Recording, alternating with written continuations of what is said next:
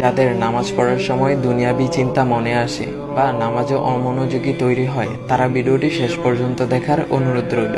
হযরত আলী রাদিয়াল্লাহু তাআলা আনহুর কাছে একজন ব্যক্তি এসেছে। তখন লোকটা বলল, হুজুর, আমার নামাজে মন বসে না। নামাজে দাঁড়ালে আমার দুনিয়াবি নানা চিন্তা আসে। হুজুর, আমার এই নামাজ কি আল্লাহ তাআলা কবুল করবেন? তখন হযরত আলী রাদিয়াল্লাহু তাআলা আনহা বলেছেন, না, তোমার নামাজ কবুল হবে না। তখন লোকটা মনে অনেক কষ্ট নিয়ে চলে যাচ্ছেন। এমন সময় রাসূল সাল্লাল্লাহু আলাইহি ওয়াসাল্লাম এসে হযরত আলী রাদিয়াল্লাহু তাআলা আনহুকে জিজ্ঞাসা করলেন, ইয়া আলী, আপনার কাছে লোকটা কেন এসেছিল?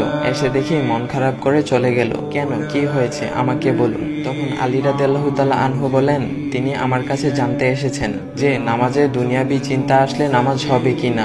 আমি বলেছি, না, তোমার নামাজ কবুল হবে না। রাসূল সাল্লাল্লাহু আলাইহি ওয়াসাল্লাম তখন বলেন, ইয়া আলী, আপনাকে আমি একটা চাদর উপহার দিতে চাই, তবে একটা শর্ত আছে। আলী রাদিয়াল্লাহু তাআলা আনহু খুশি হয়ে বলেন, ইয়া রাসূলুল্লাহ, কি শর্ত তা বলুন, আমি আপনার সকল শর্ত মেনে নিব। বুঝতেই তো পারছেন রাসূল সাল্লাল্লাহু আলাইহি ইসলামের চাদর বলে কথা। তখন রাসূল সাল্লাল্লাহু আলাইহি ইসলাম বললেন, ইয়া আলী, আপনি যদি এই মুহূর্তে 2 রাকাত নামাজ একনিষ্ঠভাবে পড়তে পারেন দুনিয়াবি সকল চিন্তা দূর করে, তাহলে আমি আপনাকে সেই চাদরটি উপহার দেব। আলী রাদিয়াল্লাহু তাআলা আনহু বলেন, এটা তো সাধারণ ব্যাপার। আলী রাদিয়াল্লাহু তাআলা আনহু তখন নামাজে দাঁড়িয়ে গেলেন আর তিনি নামাজ পড়তে শুরু করলেন।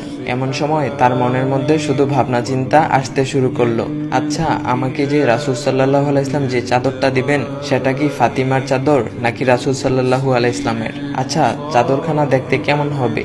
এই বিভিন্ন বিষয় নিয়ে ভাবতে লাগলেন। তিনি ভুলেই গেছেন যে দুনিয়াবি চিন্তা নামাজে আনতে রাসূল সাল্লাল্লাহু আলাইহি ইসলাম নিষেধ করেছেন। এর মধ্যে আলী রাদিয়াল্লাহু তাআলা আনহুর নামাজ পড়া শেষ। আলী রাদিয়াল্লাহু তাআলা নামাজ শেষ করে রাসূল সাল্লাল্লাহু আলাইহি ইসলামকে বলতেছেন, ইয়া রাসূলুল্লাহ, আমি আপনার শর্ত মেনেছি, এখন আমাকে চাদরখানা উপহার দেন। রাসূল সাল্লাল্লাহু আলাইহি ইসলাম বলেন, ইয়া আলী, আপনি কি একনিষ্ঠভাবে দুনিয়াবি চিন্তামুক্ত ছাড়া 2 রাকাত নামাজ পড়েছেন? তখন আলী রাদিয়াল্লাহু তাআলা আনহা মুচকি হেসে বললেন, না ইয়া রাসূলুল্লাহ, আমি আপনার চাদর নিয়ে অনেক কিছুই ভেবেছি। তখন রাসূল সাল্লাল্লাহু আলাইহি ইসলাম বলেন, ইয়া আলী, নামাজ তোমারও হয়েছে, আর তুমি যাকে নামাজ হবে না বলে ফতোয়া দিয়েছ, তার নামাজও আল্লাহ তাআলা কবুল করে নিয়েছেন।